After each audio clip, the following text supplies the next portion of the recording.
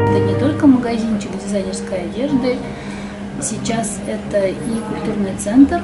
У нас тут постоянная движуха и постоянные какие-то разные мастер-классы или мероприятия, или джемсейшены, или кулинарные мастер-классы. Потом еще бывает, или встречи с интересными людьми какими-то. Мы делаем кинопоказы по понедельникам, показываем старые узбекские, таджикские, в том числе фильмы. Это бесплатная у нас опция, и приходят люди, которым интересна культура. Мне кажется, самая главная фишка наша, по крайней мере, и я думаю, что вы тоже можете ее использовать, это душевное гостеприимство.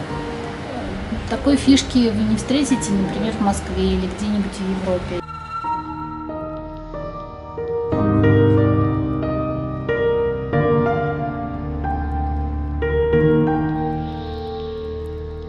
Вот буквально недавно к нам приезжал в гости Хуршед Саторов. Наверное, он у вас большая звезда, я так понимаю, у него красивые вещи.